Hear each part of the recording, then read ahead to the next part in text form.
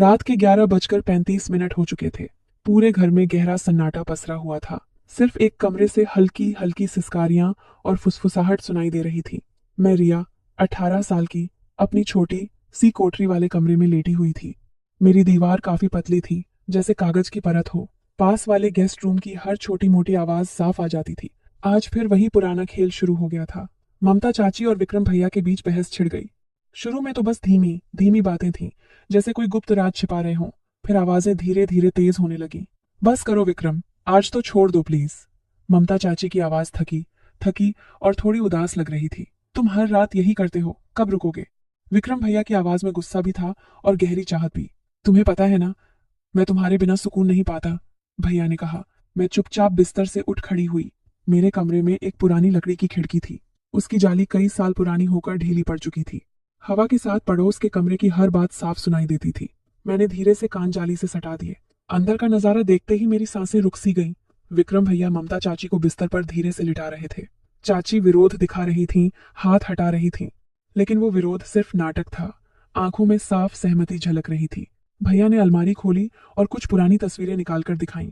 चाची ने एक नजर डाली, चेहरा शर्म से लाल हो गया, फिर आंखें नीची कर ली। अगले ही पल उन्होंने हाथ बढ़ाकर भैया को अपनी तरफ खींच लिया।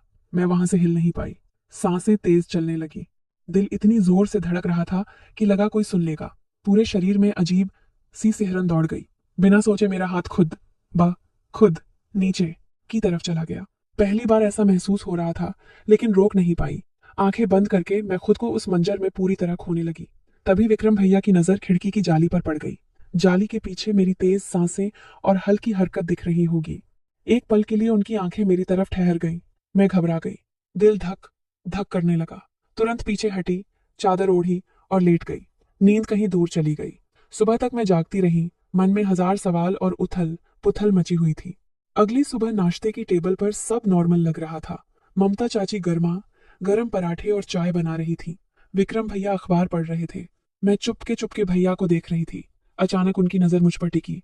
उन्होंने हल्की राजभरी मुस्कान दी। वो मुस्कान पहले कभी नहीं देखी थी। रिया, आज ऑफिस ड्रॉप कर दूं?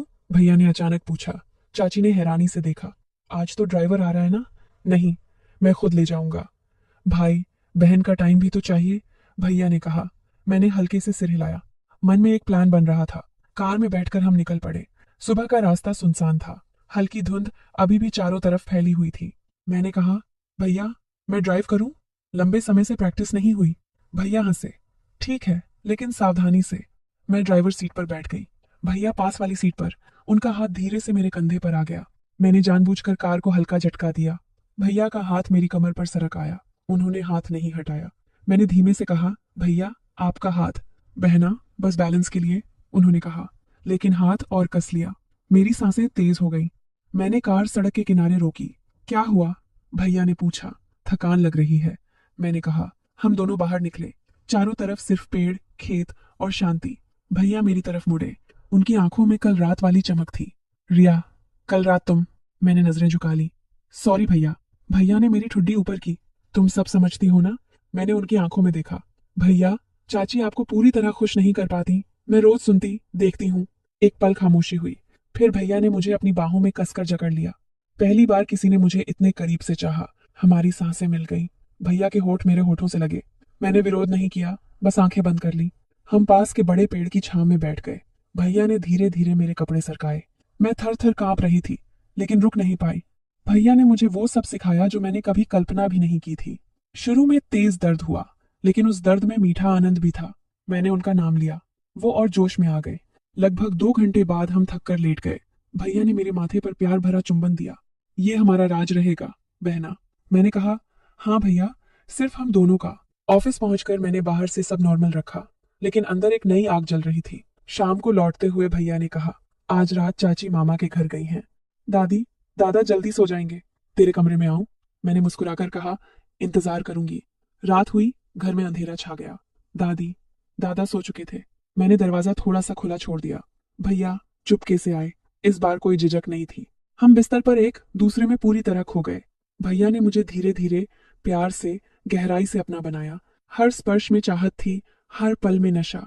रात भर हम साथ रहे। सुबह से पहले भैया चुपके से चले गए। अब हर रात एक नया राज बन चुका था। हम दोनों का गहरा छिपा हुआ बंधन, दुनिया से दूर सिर्फ हमारा। दोस्तों, कहानी यही खत्म। पसंद आई तो कमेंट में बताओ, और ऐसी स्टोरी चाहिए सब्सक्राइब कर लो।